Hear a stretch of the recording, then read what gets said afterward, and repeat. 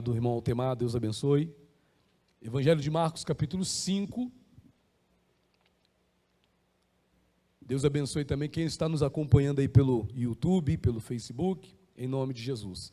Marcos 5, a partir do versículo 22. Ok? Evangelho de Marcos, capítulo 5, versículo 22, diz assim: Eis que se chegou a ele um dos principais da sinagoga, chamado Jairo, e vendo-o, prostrou-se a seus pés. Insistentemente lhe suplicou: minha filhinha está à morte. Vem, impõe as mãos sobre ela, para que seja salva, e viverá. Jesus foi com ele. Quem crê nisso, diga glória a Deus. Vamos pular um pouquinho aqui mais para frente, e vamos ao versículo 35 agora, para continuarmos dentro do mesmo contexto. Falava ele ainda, quando chegaram alguns da casa do chefe da sinagoga, a quem disseram: tua filha já morreu, porque ainda incomodas o mestre?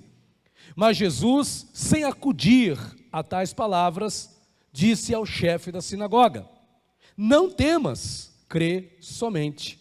Contudo, não permitiu que alguém o acompanhasse, senão Pedro e os irmãos Tiago e João. Chegando à casa do chefe da sinagoga, viu Jesus o alvoroço, os que choravam e os que pranteavam muito. Ao entrar, lhes disse: por que estáis em alvoroço e chorais? A criança não está morta, mas dorme. E riam-se dele. Tendo ele, porém, mandado sair a todos, tomou o pai e a mãe da criança, e os que vieram com ele, e entrou onde ela estava. Tomando-a pela mão, disse: Talitá cumi, que quer dizer: menina, eu te mando, levanta-te. Imediatamente a menina se levantou e pôs-se a andar, pois tinha 12 anos. Então ficaram todos sobremaneira admirados. Quem crê nesse relato aí que ele foi real, diga glória a Deus. Amém? Mas vamos destacar aqui 3 passagens, irmãos. Quero chamar a atenção de vocês para 3 passagens. Primeiro, versículo de número 23 diz assim: insistentemente lhe suplicou: minha filhinha está à morte. Presta atenção nesse detalhe. Presta atenção nisso.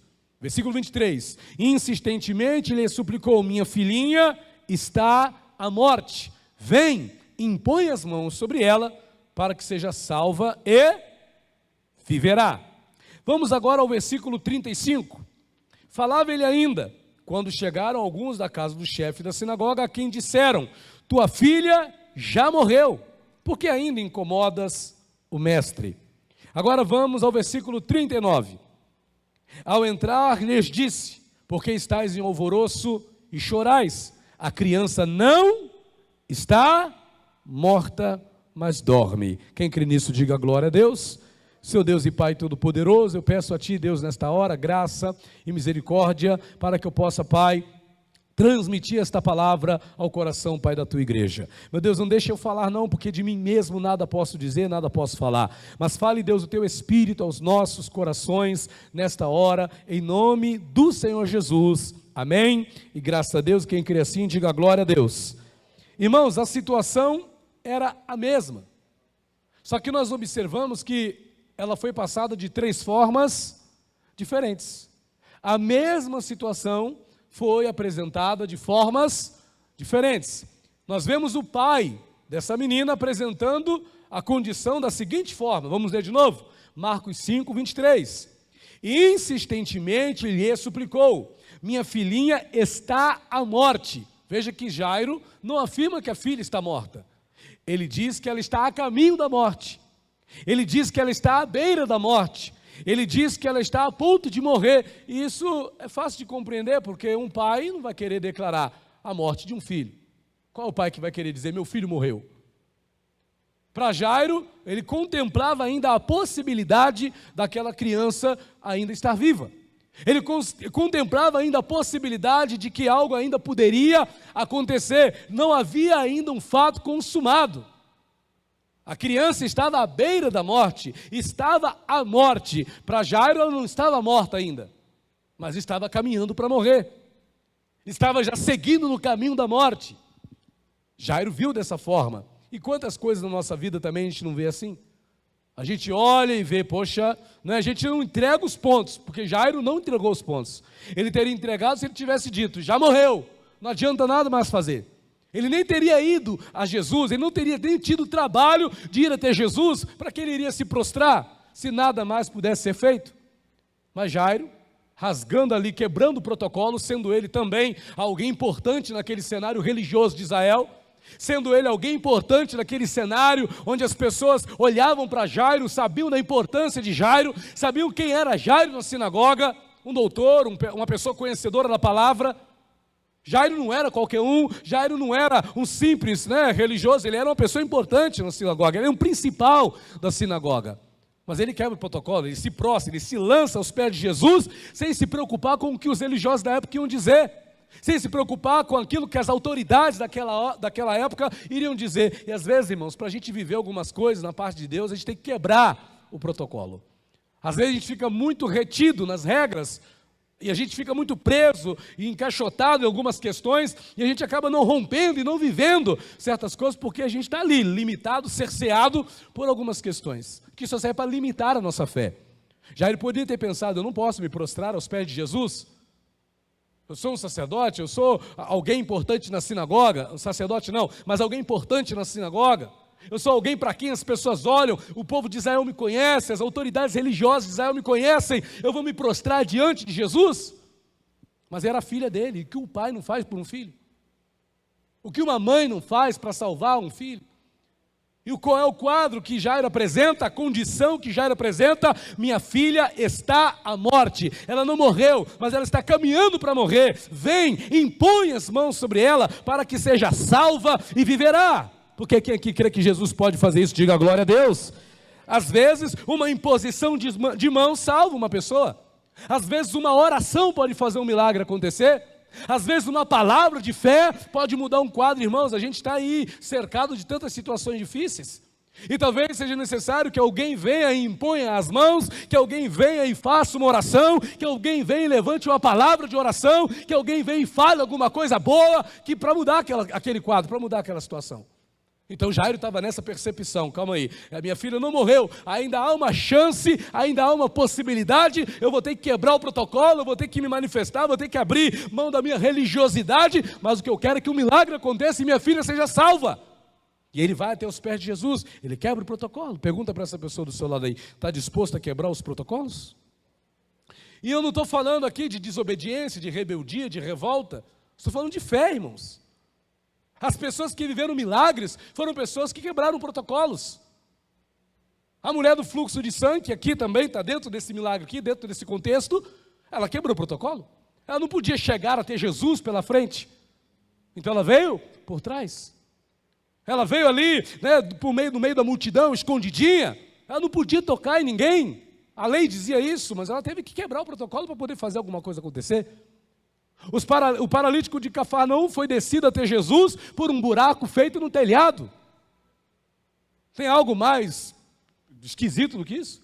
Você abrir um buraco no telhado para poder colocar alguém diante de Jesus, irmão, isso é uma coisa extraordinária.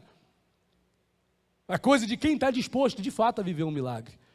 Não só a cantar um milagre, o Ministério de Louvor cantava aqui, posso crer que o milagre vai acontecer. Irmãos, nós estamos precisando de um milagre. Quem aqui precisa de um milagre, diga glória a Deus.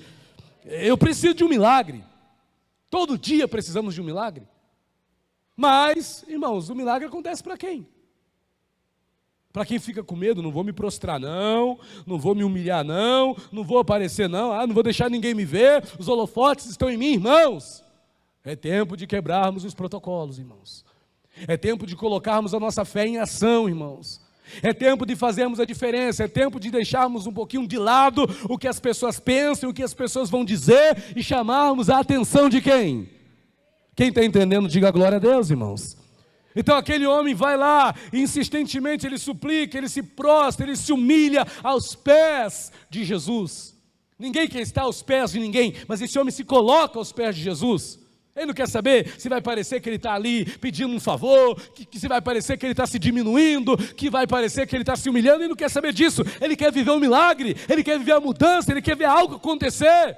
Então a gente sobe no monte, Ah, mas subir em monte é coisa de religioso. Não, é coisa de quem quer viver milagre. Então acorda de madrugada, mas acordar de madrugada atrapalha o sono. Não, mas é coisa de quem quer viver milagre. Ah, então faz uma oferta que nunca fez. Ah, mas aí eu vou estar comprando Deus e Deus não se compra. Não, irmão, ninguém compra Deus não. Deus é dono do ouro e da prata. Mas a gente às vezes tem que fazer alguma coisa para chamar a atenção de Deus e às vezes através de uma oferta. E tem gente que ignora isso. Eu creio nisso. Eu acredito nisso. Então até nesse contexto temos que quebrar alguns protocolos. Mas veja, qual é a palavra de Jairo? A minha filha está à morte. Ou seja, ela está quase morrendo. Ela não morreu ainda, mas a coisa está para piorar, Jesus. Vamos lá, corre, vamos lá com a gente, impõe as mãos sobre ela, para que ela seja salva, para que ela seja curada, e ela viverá. E veja que, às vezes, a pessoa em condições normais, não abre a boca para dizer, vai dar certo. Às vezes a pessoa, numa condição, né, que está tudo bem, não consegue dizer, viverá. Mas às vezes é necessário que o aperto bata a porta, a dificuldade bata a porta, para a pessoa despertar para o poder que ela tem na fé, na palavra que sai da boca dela. O que Jairo está dizendo? Viverá. Irmão, isso aqui é profético. Jairo está declarando, a minha filha viverá. O que pode dizer? Viverá. Não, irmão, está fraco. Mais uma vez, viverá. Seja lá o que está morto na tua vida, você tem que profetizar o quê? Está morto, vai acontecer o quê? Aquele sonho, o que vai acontecer? Aquela família destruída, o que vai acontecer? Aquele problema que você não consegue resolver, o que vai acontecer? Viverá, irmão, a solução, viverá a bênção de Deus, vai acontecer alguma coisa, irmãos. Viverá, o que está morto, viverá. O que está perdido será salvo. O que não está vivendo vitória, o que está lá parecendo que não tem mais jeito, Deus vai entrar com providência e vai dar a solução. Curará, mudará, libertará, viverá, transformará, tudo isso restituirá. Quem que crê nisso, diga a glória a Deus. Irmãos, nós temos poder, diga comigo, as minhas palavras têm poder. As pessoas têm medo de uma palavra de um macumbeiro. Se um feiticeiro chegar e disser, você vai morrer. Quando você sair daqui, você vai passar ali na esquina, você vai tropeçar, vai cair com a cabeça no chão e vai morrer. Tem gente que já ficou preocupado com o que eu acabei de dizer. Que isso, pastor? Está amarrado. Ah, por que não tem a mesma fé? Em relação, Deus vai te dar vitória, irmão. Viverá o que está dando errado na tua vida. Vai resolver, Deus vai libertar, transformará, restituirá, mudará. Deus abençoará, vai dar tudo certo. Irmãos, nisso a gente não se apega. Mas se falar uma coisa ruim, a pessoa se apega. Não é isso que a gente faz? Que loucura. Jairo está ali já profetizando, virou profeta de repente, quebrou o protocolo da religiosidade e agora ele já está ali como profeta do Senhor dizendo, viverá. Minha filha aparentemente já está indo para o caminho da morte, mas ela viverá. Irmãos, hoje a gente vê pessoas enfermas, a gente vê pessoas doentes e a gente coitadinho, né? Ah, coitado. Quantos de nós não temos parentes e familiares que estão enfermos e não conseguimos hoje, o irmão, qual o nome daquele irmão que estava aqui hoje dando aula de manhã? Antônio, ele falou uma coisa interessante, que agora esqueci o que era, mas ele falou alguma coisa interessante, mas eu esqueci o que eu ia falar. Mas irmãos, ele falou uma coisa interessante. O que ele falou? Esqueci. Né? Irmãos, acho que a idade está chegando, mas ele falava alguma coisa que tinha a ver com o que eu estou falando aqui agora, só não lembro o quê. Ai, papai do céu, é a idade.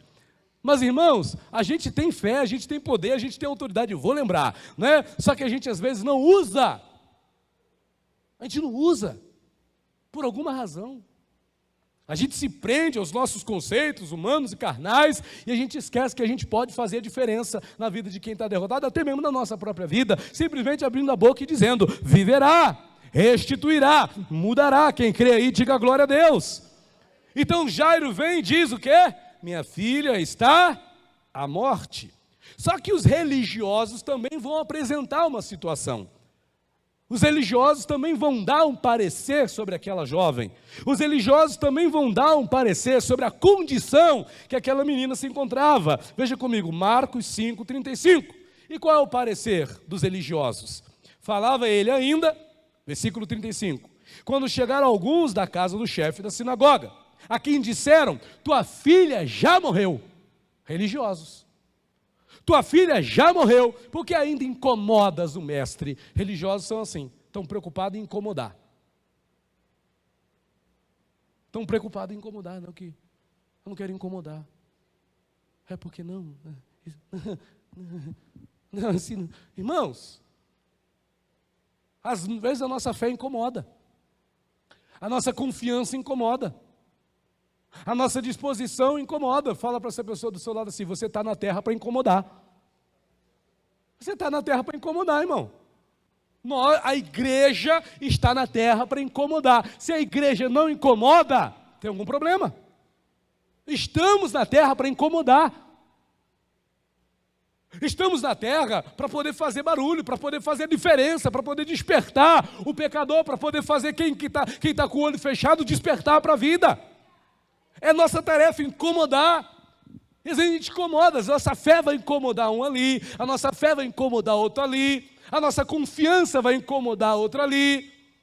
Eu me lembro que eu estava trabalhando ano passado num lugar e eu falava muito, né, que Deus vai prover, que Deus vai entrar com providência, e os rapazes começaram a questionar: pastor Rafael, você fala muito em Deus? Você fala muito em Deus, eu vou falar de quê? Do diabo?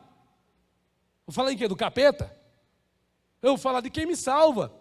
Eu vou falar de quem tem poder para mudar a minha vida. Então, às vezes, as pessoas com medo de incomodar, fala para essa pessoa: você não incomoda, só parece que está incomodando. Irmãos, a gente não incomoda, a nossa fé não incomoda, a nossa fé não incomoda, a nossa confiança não incomoda. Pelo contrário, tem gente que a princípio parece que está incomodado, mas até aquele que acha que está incomodado depois acaba sendo abençoado também, através da nossa fé. Então, às vezes, a pessoa fica nessa coisa, né? Isso é religiosidade. Olha aqui, ó, versículo de número 35. Qual foi a condição que eles apresentaram? Falava ele ainda: quando chegaram alguns da casa do chefe da sinagoga, a quem disseram: tua filha já morreu. Tua filha já morreu. Ou seja, os religiosos não tem mais nada a fazer. Irmãos, às vezes as pessoas querem fazer a gente acreditar nisso, que não tem mais nada a fazer, já morreu, já acabou, já deu, não adianta mais orar, não adianta mais jejuar, não adianta mais vir à igreja, já morreu. Para quem incomodas o mestre, quando é que a gente incomoda Jesus? A gente incomoda Jesus quando a gente não ora. A gente incomoda Jesus quando a gente fica em silêncio. A gente incomoda a Deus quando a gente não faz nada. É o contrário, você não incomoda enquanto clama, você não incomoda enquanto ora, você não incomoda enquanto busca, você incomoda enquanto fica em silêncio. Você não incomoda a Deus enquanto está dando glória a Deus, você não incomoda a Deus enquanto está gritando aleluia, você incomoda a Deus quando você fica em silêncio. Quem está entendendo, diga glória a Deus. Fala para essa pessoa: seu Deus está incomodado com você. Fala aí, você está muito silencioso. Dá um glória a Deus aí. Irmãos, Deus está incomodado com a gente. Deus não vai ficar, Deus está incomodado com o teu silêncio, que você está aí sofrendo, está aí vendo algumas coisas que não estão dando certo, e ao invés de você abrir tua boca, ao invés de você dobrar teu joelho, ao invés de você falar Deus, ao invés de você vir no monte sábado de manhã, você fala Deus, entra com providência, ao invés de você clamar, gritar, fazer barulho, você fica em silêncio. Irmãos, nós somos como ovelhas mudas indo ao matadouro, ok? Isso no nosso comportamento, no nosso proceder perante o mundo. Mas diante de Deus, não, irmãos. Diante de Deus a gente ora, a gente clama, a gente faz barulho, a gente chama a atenção do mestre. Quem está entendendo aí, diga glória a Deus. Então veja, irmãos, falava ele ainda quando chegaram alguns da casa do chefe da sinagoga, quem disseram: tua filha já morreu.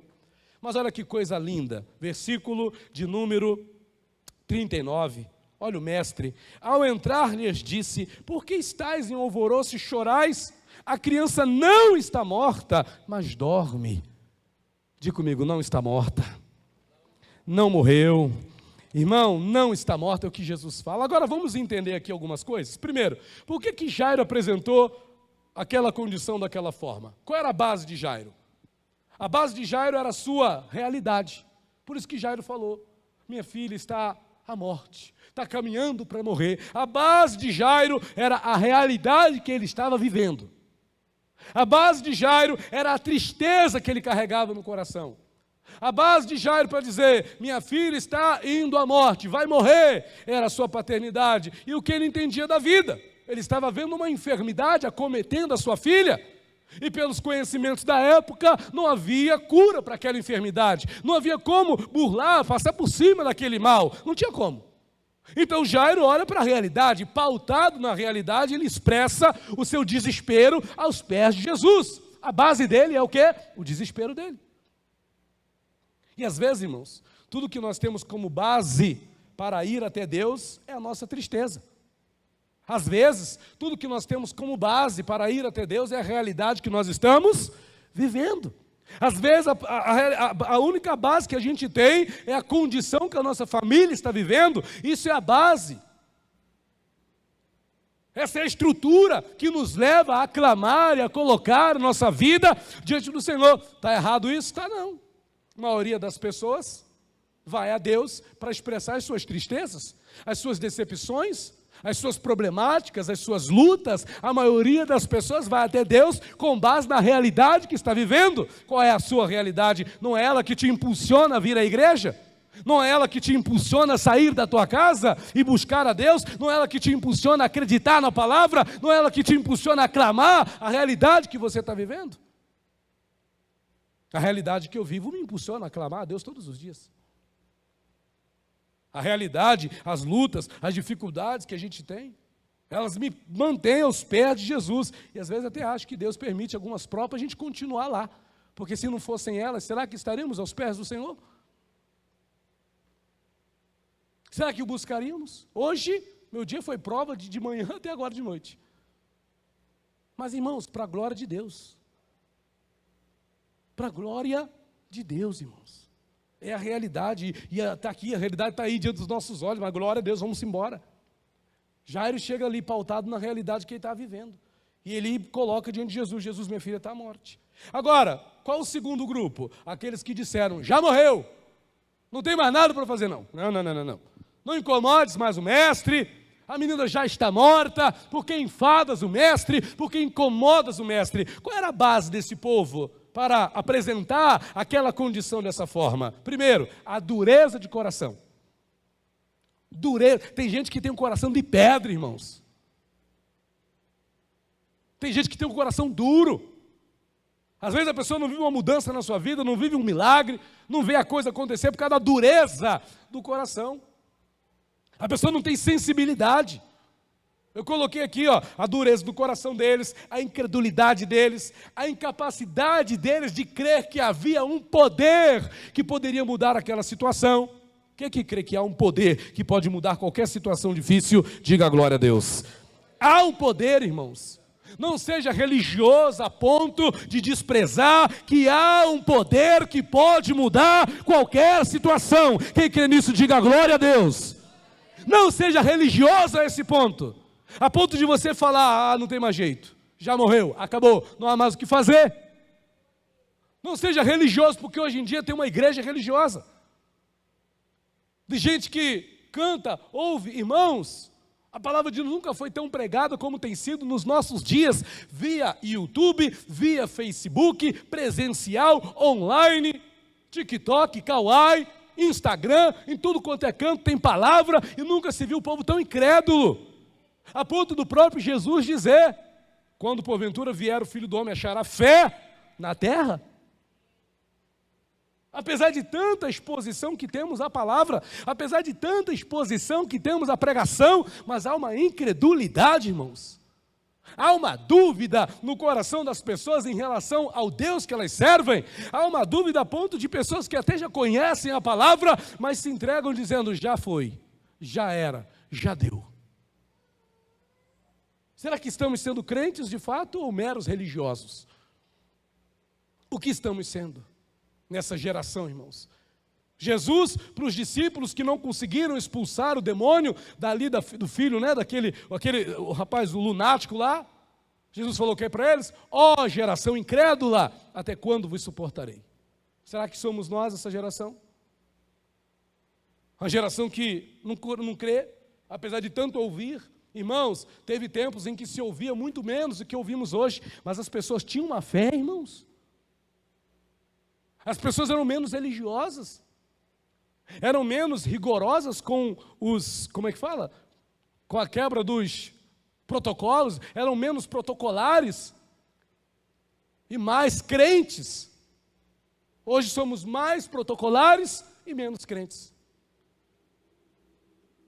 Como é que a gente vive milagres? Como é que a gente vê algumas coisas acontecerem? Como é que a gente vê algumas coisas mudarem na nossa vida? Então veja, qual é a base dos religiosos? A dureza de coração, a incredulidade, a incapacidade de crer no poder de Deus, a insensibilidade para com o sofrimento alheio. Irmãos, tem uma coisa que Jesus tinha e nós também devemos ter, é compaixão. Os religiosos daquela época, eles não tinham compaixão. Eles eram insensíveis, a ponto de, diante de um pai que estava à beira de perder um filho, o que eles disseram? Já está morta. Isso é falta de respeito com a atual condição que a pessoa está. Isso é indelicado. É igual chegar e falar para alguém que morreu, não é? Que perdeu um ente querido, aí você entregou a vida para Jesus? Não, deve ter ido para o inferno. Pelo amor de Deus, irmãos. Isso é insensibilidade. Isso é insensibilidade para com o sofrimento das pessoas. Então a gente tem que ter sabedoria. Os religiosos geralmente não têm. Eles não tiveram. Eles não quiseram saber se o coração de Jairo estava ali palpitando, dolorido, pela condição que a sua filha vivia. Eles não estavam querendo saber disso. Eles foram insensíveis para com o sofrimento daquele homem. Eles foram indiferentes para a necessidade daquela família. Fala para essa pessoa, não seja indiferente. E detalhe, a gente está falando de outras pessoas, estamos falando de você mesmo. Deus não é indiferente com o teu sofrimento, Deus não é indiferente com as tuas lutas, Deus não é indiferente com as tuas dificuldades, Deus não é indiferente, Deus não é insensível, Deus não é daqueles que não está nem aí para o que nós estamos vivendo. Ele se interessa pelos nossos problemas, Ele se interessa pelas nossas dificuldades. Então, por favor, irmão, não seja religioso, não seja daqueles que seja taxativo para dizer, já morreu, não tem mais jeito, não adianta mais fazer nada. Nós não estamos aqui para isso, estamos aqui para dizer, viverá. Estamos aqui para dizer, mudará. Estamos aqui para dizer, a porta abrirá. Estamos aqui para dizer, o milagre acontecerá. Estamos aqui para dizer, a vitória virá. Quem está entendendo, diga a glória a Deus. É para isso que estamos aqui. Não para dizer que já acabou, não para dizer que já morreu, não para dizer que não tem mais jeito. Não é para isso. Aí agora nós vamos ver Jesus, o nosso mestre, o nosso Senhor. A mesma condição que estava diante do pai Jairo, que estava diante dos religiosos, vai ser colocada também diante de Jesus. E como que Jesus vai falar? Qual vai ser a palavra que Jesus vai dizer? Diante daquela que para todo mundo estava já morta, diante daquela que para Jairo estava à beira da morte, diante daquela que para os religiosos já estava morta, como é que Jesus vai falar? O que Jesus vai ver? Versículo 39, Marcos 5, 39, ao entrar lhes disse, por que estáis em alvoroço e chorais? Por que estáis em alvoroço e chorais? Essas perguntas que Jesus faz mexem com a gente. Por que estáis em alvoroço? Por que o desespero? Por que a tristeza? Por que o choro? Por que a lamentação? Por que a angústia? Por que a ansiedade? Por que o medo? Nós ficamos assim, irmãos. A nossa humanidade nos limita a ficar ansiosos, preocupados, angustiados, alvoroçados, chorosos, muitas vezes. Mas por que estáis assim? Por que estáis nesse alvoroço que você está? Por que teu coração está palpitando aí dentro de você dessa forma, diante do que você está vivendo? Por que estás em alvoroço dentro de você? Às vezes a pessoa está alvoroçada dentro dela. Não tem paz, não tem sossego, não tem alegria. Nem respira direito, nem dorme direito. Tem que tomar um diazepam para poder ter calma. A alma está alvoroçada, perturbada, aflita, angustiada, oprimida, preocupada. A pessoa não tem paz, não tem sossego na alma. E Jesus pergunta, por que estáis em alvoroço e chorais? Por que choras? Quem é que cuida de mim e de ti? Quem é que cuida de nós, irmãos? Quem é que nos guarda? Quem é que nos livra? Quem foi que nos salvou? Quem foi que morreu por nós na cruz? Nós não temos um Deus que nos ama, a gente canta tanto e fala tanto do amor de Deus, mas a gente parece que esquece. Por que chorais? Por que estáis alvoroçados e chorais? Por que estáis assim atribulados dentro de vós? Por que estáis assim preocupados? E aí ele lança essa palavra, a criança não está morta, mas dorme. Ela não está morta, é apenas um sono, é apenas uma soneca, ela está dormindo apenas, ela não está morta. Poxa, se Jesus não fosse Jesus, ele teria, para poder se promover, ele teria dado grau àquela situação, não é? E ele poderia até dificultar, não, ela está morta mesmo, já tem um tempão, mas eu vou fazer um milagre aqui. Mas Jesus não. Ele, não, calma gente, ela não está morta não. Ela não está morta não. Jesus não precisa fazer nada para parecer ser alguma coisa, porque o que ele é e pronto, acabou. Ele só diz, ela não está morta, mas dorme. Todo mundo dizendo, ela está à beira da morte, os religiosos, ela já morreu, mas Jesus diz, ela não está morta. Ela não está morta. Diga comigo, ela não está morta. O que isso significa para você? O que você está dizendo para você mesmo quando você diz isso? A criança não está morta. Qual é a sua criança aí? Qual é a criança que você acha que já morreu? Jesus está dizendo, não está morta. Qual é a criança que você acha que já colocou uma pedra em cima? Jesus está dizendo, não está morta. Qual é o problema? Qual é a dificuldade que você está dizendo que não tem mais jeito? Jesus está dizendo, não está morta. E veja que vai ter uma consonância aqui com aquilo que Jairo falou lá. Viverá. Viverá. Ainda que morra, né? Uma frase que Jesus falou, uma palavra que Jesus disse. Quem crê em mim, ainda que esteja morto, viverá. E aqui ecoa essa palavra. E ele dizendo, ela não está morta, mas dorme. Por que Jesus disse isso? Por que Jesus falou isso? Primeiro, irmãos, a onisciência de Jesus lhe permitia saber qual era a real condição que aquela menina estava. A onisciência de Cristo lhe permitia saber a real condição daquela jovem, daquela menina. Mas, mesmo que Jesus não fosse Jesus, o Deus, o Senhor, o homem Deus, o Senhor Deus, o Deus Salvador, o Emanuel, o Deus conosco, vamos supor que Jesus não tivesse onisciência da situação. Vamos supor que Jesus não soubesse de nada do que estava acontecendo ali. Jesus ele vai dar essa palavra primeiro, levando em conta a sua condição profética, porque Jesus era profeta. Diga comigo, Jesus era profeta. E muito mais que profeta, ele é muito mais que profeta para nós. Mas Jesus assume ali a sua condição profética e ele diz, não está morta, mas dorme, porque profeta vê solução até onde não tem. Profeta vê vitória até onde só tem derrota. Profeta vê luz até onde só tem trevas. Quem está entendendo aí, diga glória a Deus. Olha para esse profeta do seu lado aí. Está com cara de profeta ele? Jesus era profeta, irmãos. Ele estava na condição profética ali. E ele coloca, calma aí, ela não morreu não. Ela só está dormindo. Uma outra coisa que eu enxergo aqui, gente. Jesus tinha muita consciência do poder que operava através da vida dele. O que nós não temos. Nós não temos a consciência do poder que opera em nós. Paulo falou sobre isso. Há um poder que opera através de mim, que opera através de você.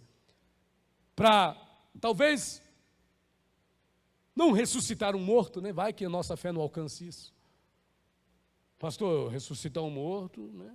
Mas, irmãos, há uma promessa que diz que os mortos seriam ressuscitados. Que morto vai ser esse? Não sei. Talvez seja aquele morto que você ousar dizer, levanta!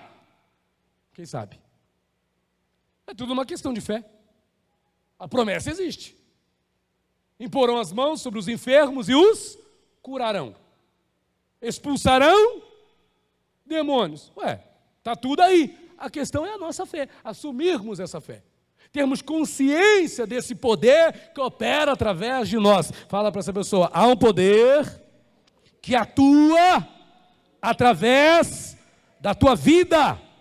Há um poder que atua através das nossas vidas. Há um poder que atua através da tua vida. Há um poder que atua através da nossa vida. E muitas das vezes a gente se acovarda e esquece desse poder que opera eficazmente em nós. Assim como operou em Paulo, assim como operou em Pedro, e está disponível para operar em nós também. Irmãos, somos poderosos. Diga comigo, eu sou poderoso. Por quê? Deus lhes deu o poder de serem feitos filhos de Deus. João 1,12. Deus lhes deu o poder. Filho de Deus é poder. Ser filho de Deus é poder, irmãos. O problema é que a gente não assume isso durante o dia. A gente não assume essa condição durante o dia, a gente não assume essa condição diante dos problemas, diante das lutas, diante das dificuldades. A gente prefere se intimidar, a gente prefere se alvoroçar, a gente prefere chorar do que assumir a consciência do poder que atua através de nós. Eu me lembro de uma moça. Essa moça precisava sair de casa uma vez para entregar um bebê que ela tomava conta. E estava chovendo. Eu me lembro disso, eu estava na Ilha do Governador. E essa moça foi até a janela, acredite se você quiser. E estava chovendo e ela precisava sair para levar a criança até lá. E aquela moça chegou-se à janela, olhou para o céu e falou: meu Deus, faça a chuva parar, eu preciso levar o Daniel lá para a mãe dele. Aí essa moça voltou para dentro de casa. Passou uns 5 minutos, ela voltou depois na janela. O que aconteceu com a chuva? Parou de chover. Ela pegou o Daniel, botou as coisinhas, foi lá, entregou para a mãe, voltou. Quando ele entrou dentro de casa, o que aconteceu? Puf. Irmãos, eu conheço essa moça, até casei com ela. Irmãos, consciência do poder que atua através de nós. Consciência do poder que atua através de nós. A gente tem medo de assumir esse poder. Aí a gente se acovarda. Não, irmão, Deus não chamou a gente para se acovardar, não, irmãos. Deus não te chamou para se acovardar, seja lá o que você está vivendo, seja lá qual é a criança que parece morta diante de você. Jesus está dizendo: não está morta. Não está morta. Viverá, mudará, transformará, libertará, Deus operará, alguma coisa acontecerá. Jesus tinha isso. E outra coisa que Jesus tinha, uma sensibilidade. Isso aqui é coisa só de Jesus, para com o sofrimento das pessoas. Enquanto que os religiosos eram indiferentes, Jesus se compadecia. Ele se compadecia. Irmãos, somos muito tolos de pensar que Deus não está nem aí para aquilo que nós estamos vivendo, irmãos. É muita ignorância nossa. Uma marca de Jesus era a sua compaixão. Ele não era indiferente com o sofrimento das pessoas. E uma das muitas motivações que ele tinha era exatamente essa, compaixão. Teve gente que até sem fé recebeu um milagre simplesmente porque Jesus se compadeceu da pessoa. Não porque a pessoa cria, mas porque ele se compadeceu dela. Porque ele teve misericórdia do sofrimento daquela pessoa. Então Jesus tinha essa sensibilidade. E uma última coisa, que para mim foi algo tremendo, que foi o que fez até eu trazer essa palavra aqui. Aqui no versículo de número 39 diz assim, aliás, vamos ler, versículo 39, isso mesmo. Aliás, versículo 36, perdão, Marcos 5, 36. Mas Jesus, já vou finalizando, mas Jesus, sem acudir a tais palavras, numa outra tradução diz, sem levar em conta tais palavras, sem levar em conta. Pergunta para essa pessoa do seu lado aí, o que você tem levado em conta? Irmãos, eu achei isso tão precioso, irmãos. O que nós temos levado em conta? O que eu tenho levado em conta? O que você tem levado em conta? O que nós estamos levando em conta? A que nós estamos dando a atenção? A quê? Jesus não leva em conta tais palavras. Que palavras? Já morreu. Que palavras? Não vai dar certo. Que palavras? Já acabou. Que palavras? Não tem mais jeito, não dá. Jesus não acudiu àquelas palavras. Jesus não acudiu, não levou em conta aquela realidade que era apresentada diante dos olhos dele. Mas está difícil para todo mundo, tem um monte de comércio fechando, tem gente desempregada, as pessoas só ouvem isso. O jornal mostra isso, mostra aquilo, irmãos, sem acudir a tais coisas. Sem levar em consideração a tais coisas, creia, viverá, a criança não está morta, o milagre vai acontecer, Deus vai mudar a situação, quem crê diga glória a Deus, Deus vai entrar com providência, é o que Jesus fez, foi no que Jesus, eu não posso dizer que Jesus creu, porque Jesus não precisa crer, Ele é o autor e consumador da nossa fé, Ele é o verbo que se fez carne, Ele não precisa crer em nada, porque Ele é. Ele é a razão de tudo o que estamos falando. Mas Jesus, o que Ele teve? Ele que nós podemos imitar. Uma firmeza para não levar em conta aquilo que é contrário. Uma firmeza para não considerar aquilo que atrapalha o exercício da nossa fé. Uma firmeza para não levar em consideração, para não levar em conta aquilo que só serve para nos impedir de viver o que Deus tem para a nossa vida. Quem está entendendo? Diga glória a Deus. E aí como é que termina essa história? Onde todo mundo falava de morte, termina com vida. Termina com vida. A tua história vai terminar com vida. A tua história vai terminar com vitória. E não só aqui na terra, mas principalmente lá no céu. Quem crê, diga glória a Deus. Irmãos, a nossa história vai terminar com vitória. A tua história vai terminar com vitória. Não importa o processo, as lutas que você tem passado, a nossa história vai terminar com vitória. Quem crê, diga glória a Deus. Ou não somos o povo mais que vencedor? Em todas estas coisas. Versículo de número 40. Diante de tudo que estamos falando aqui, ainda tem um quarto grupo que age da seguinte forma: e riam-se dele. Olha para a cara dessa pessoa, vê se ela vai rir. Se ela rir, você pergunta: rindo de quê? E riam-se dele. E riam-se. Estavam rindo. Quer dizer, havia ali uma atmosfera de milagre. Havia ali um cenário poderoso, onde o poder de Deus estava entrando em ação. Jesus estava ali e alguns riam, zombando daquilo que o mestre havia falado. E riam-se dele, ou seja, desconsideravam tudo que estava sendo feito ali. E olha o que diz: tendo ele, Jesus, porém, mandado sair a todos, tomou o pai, a mãe da criança, e os que vieram com ele, entrou onde ela estava, tomando-a pela mão, disse Talitá cumi, que quer dizer: menina, eu te mando, levanta-te.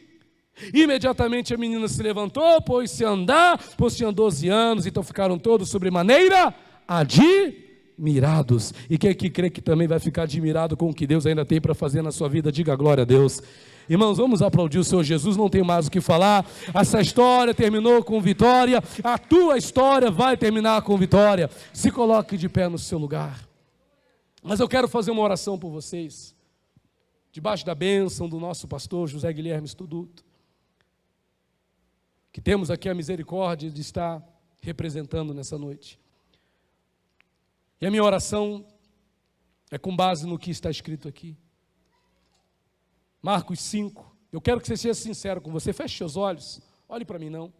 Nem para quem está do seu lado. Mas quebre o protocolo. Não seja religioso. Não agora. Porque não é tempo para isso. No versículo de número 39, o Senhor perguntou, ao entrar lhes disse: por que estáis em alvoroço e chorais? Não é assim que muitas das vezes ficamos alvoroçados por dentro, chorosos? Seja qual for a realidade, talvez hoje alguém diga: já está morta, já morreu. Talvez hoje alguém esteja dizendo: está à morte, já está quase morrendo, já está quase no fim de tudo. O Senhor Jesus está dizendo: não está morta. Não está morta, só dorme. Viverá, o milagre acontecerá, a situação mudará, a porta abrirá, a vitória virá, Deus restituirá, Deus mudará, o milagre acontecerá, a mudança se manifestará. Olha como o nosso português é lindo, é profético o nosso português. Mas o Senhor pergunta: por que estáis em alvoroço e chorais? É uma pergunta: por que estáis em alvoroço e chorais? A primeira razão para alguns estarem em alvoroço, chorando, é porque o coração está atribulado, está angustiado, está aflito. Mas Deus quer fazer um milagre na tua vida. Deus quer fazer um milagre na sua casa. Eu quero convidar você a ser sincero. Não vou insistir. Eu quero que você quebre o protocolo nessa noite. E se você está nessa condição, quero te convidar a sair do seu lugar. Pastor, estou chorando. Dentro de mim está um alvoroço. Estou ansioso, estou aflito, estou angustiado, estou preocupado, estou inquieto por dentro, minha alma está sem paz. Há um alvoroço dentro de mim. Eu choro, eu me preocupo, eu escondo as minhas lágrimas diante da realidade que está diante dos meus olhos. Mas você que é sincero, sincera com Deus, saia do seu lugar, vem aqui na frente, quero orar por você. Você que quer colocar um fim nesse alvoroço dentro da sua alma, você que quer colocar um fim nessa inquietude, você que quer colocar um fim nessa preocupação, nessa ansiedade, nesse medo, nessa preocupação, nessa inquietação que está na tua alma, vem aqui na frente, vamos orar juntos. Feche os teus olhos. Você que, pastor, tem hora que me sinto tão religioso, sabe? Sei que esse apelo, ele não é um apelo que ninguém vai querer atender, mas às vezes somos religiosos. Emprestamos a boca para o inimigo e começamos a dizer: já morreu, tem mais jeito não. Emprestamos a boca para o inimigo e começamos a dizer: não tem mais jeito, não há mais o que fazer. Enquanto isso o Senhor está lá dizendo: não diga isso, viverá, viverá. A criança não está morta, viverá. O milagre acontecerá, a porta abrirá, se libertará, haverá mudança, restituirá, salvará, algo acontecerá. Em nome de Jesus, é o que Deus está falando com você. É o que Deus quer que você ouça. Então não leve em conta as palavras contrárias, não leve em conta as palavras que fazem o teu coração ficar alvoroçado, não leve em conta as palavras que fazem o teu coração ficar atribulado, não leve em conta as palavras que fazem você ficar preocupado, ansioso, ansiosa, inquieta, inquieta, que fazem você chorar escondido nos banheiros. Ei, Deus está te falando hoje. Deus quer fazer um milagre sim, Deus quer mudar a história sim, mas Ele quer ver você abrindo a tua boca e dizendo: viverá, viverá, viverá, mudará, Deus transformará, a mudança virá, o milagre virá, a porta se abrirá, a vitória se manifestará, aquilo que está enfermo curará, aquele que está oprimido libertará, aquele que está perdido será achado, algo acontecerá, porque nós servimos um Deus de poder, um Deus de autoridade, um Deus que muda a situação, um Deus que abre as janelas dos céus, um Deus que move o céu e a terra a favor daqueles que nele creem, a favor daqueles que nele buscam, a favor daqueles que nele esperam. Seja você desses nessa noite, em nome de Jesus. Seu Deus e Pai Todo-Poderoso, estamos aqui na tua casa nessa noite, Pai. Tu sabes qual é a criança que pode estar morta, que pode, aliás, estar sendo declarada como morta na vida de cada uma destas pessoas. Tu sabes, Senhor, qual é a criança que alguém está dizendo: já morreu, não tem mais jeito. Não adianta ficar enfadando o mestre, não adianta ficar incomodando o mestre, não adianta ficar pedindo mais para o mestre, não adianta mais orar, não adianta mais buscar. Para que você busca? Para que você ora? Você está incomodando, você está enfadando, você está enchendo o saco, você está perturbando a ordem. Não, para com isso. Não, Deus não quer que você use essa palavra. Deus quer que você quebre o protocolo, se jogue aos pés do Senhor, coloque a tua vida diante desse Deus, que Ele vai mudar a tua história, que Ele vai mudar o teu quadro de vida, que Ele vai entrar com providência, que Ele vai fazer o milagre que você precisa. E se Ele te trouxe aqui nessa noite, não foi só para ouvir, não foi só para cantar milagre, não foi só ouvir falar milagre, mas é para você viver milagre, viver milagre. Então viva um milagre agora aí na tua vida. Creia que você vai viver um milagre hoje na tua casa, creia que você vai viver um milagre nesta semana, em nome de Jesus. Creia que você vai viver um milagre na tua casa, um milagre no teu lar. Creia que você vai ver um milagre na vida do nosso pastor, um milagre na família pastoral dessa igreja. Creia que você vai viver um milagre aqui nesse lugar, em nome do Senhor Jesus Cristo. Senhor Deus, nós te clamamos. Senhor, nossa vida está diante de ti, sem ti nós nada podemos fazer, mas tu nos leva a crer na tua palavra nesta noite e a assumir, Senhor, um compromisso com os milagres que o Senhor ainda tem para fazer na nossa vida. Estão dizendo por aí que a criança está morta, estão dizendo por aí que quer ficar enfadando o mestre, estão dizendo por aí que está falido, estão dizendo por aí que não tem jeito, mas Senhor, o Senhor nos trouxe aqui nessa noite para falar aos nossos corações que aquilo que está morto viverá, que aquilo que está enfermo sarará, que a porta que está fechada se abrirá, que aquilo que parece perdido se achará, que aquilo que parece que se foi, Deus restituirá.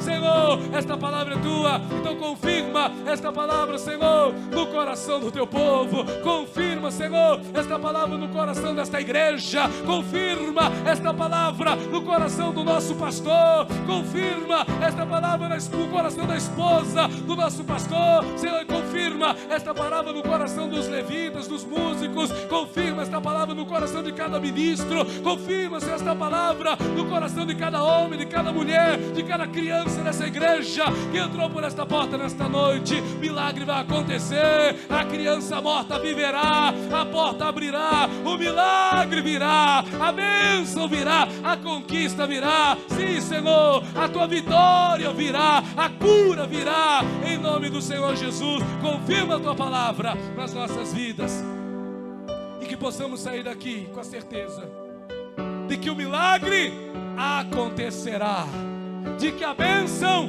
virá, de que a porta fechada se abrirá, de que aquilo que está morto viverá, em nome do Senhor Jesus. Levante as tuas mãos aos céus, glorifique ao Senhor, aplauda Ele, porque é Jesus quem vai fazer isso na tua vida, é Jesus quem vai operar, é Jesus quem já está fazendo este milagre. Glória a Deus.